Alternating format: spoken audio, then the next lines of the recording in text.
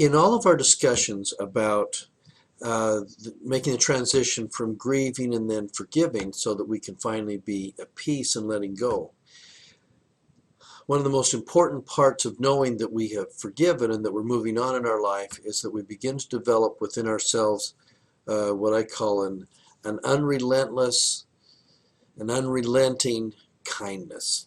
That we become so consistently good at being kind and reaching out and just recognizing the good in people and extending kindness even in places where perhaps that kindness isn't necessarily reciprocated.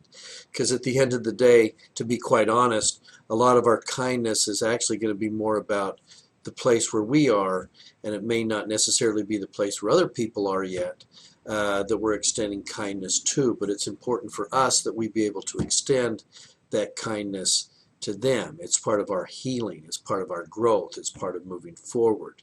It's putting our grieving and grudging behind them so that we move forward in an everyday life that is more healthy for us and is obviously more grounded for us, and our ability to open up and leave our heart open to love and to be loved and to serve and be served. It's that balance that we find in kind of living around other human beings on the planet. However, one of the questions that I get a lot on this, and it's a concern especially for those that have been in abusive relationships or those that have been through some kind of trauma, is that this idea of being kind to those around us sometimes is blurred by the idea of, if I'm being kind, does that mean that I'm being a doormat? If I'm being kind, am I going to continue to allow people to hurt us? Or if I'm being kind, does that mean I'm supposed to be passive and let other people kind of do their thing? That somehow kindness means not being proactive, or kindness means not holding up boundaries and limits and allowing other people to do other things. And so because of that fear of being a doormat, sometimes people will either then have to hold off on their kindness because they're so busy withdrawing from life or staying away from other people. And so they're going to become a recluse, or they just don't open up their heart. Or it's a hard time being kind if you're busy being kind of irritable and angry and keeping people at a distance, using anger to push them away for fear that somehow you're going to be hurt again or you're going to be taken advantage of. Probably the most ongoing process in the grieving forgiveness continuum is learning how to be obsessively kind without being taken advantage of unnecessarily and being hurt and being the doormat that we're afraid sometimes that we are. Well, how do we do that?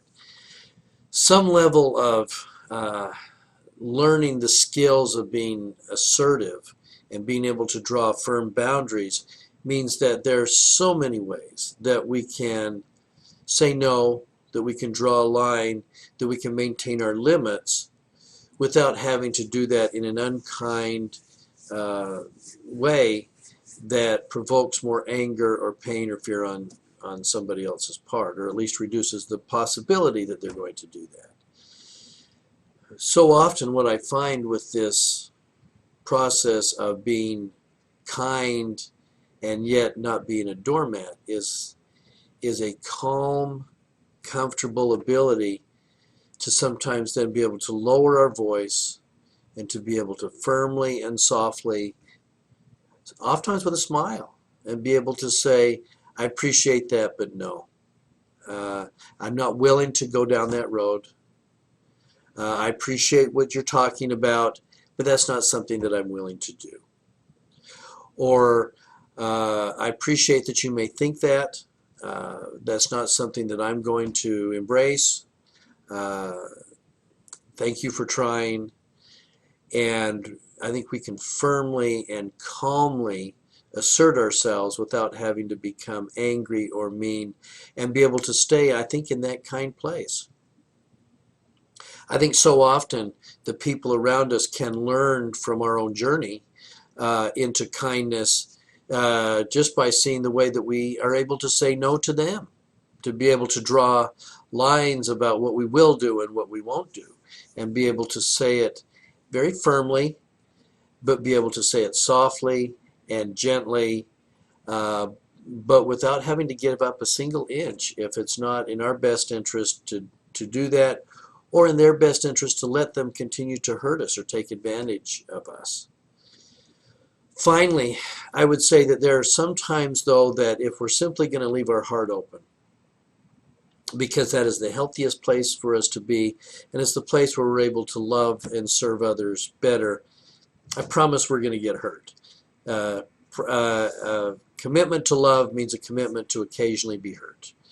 And yet that sometimes being hurt, or perhaps being taken advantage of in some way, I think is a small price to pay for the daily living that we can live in being kind consistently, and allowing our heart to stay at peace and at rest, which is kind of the best thing for us, I think.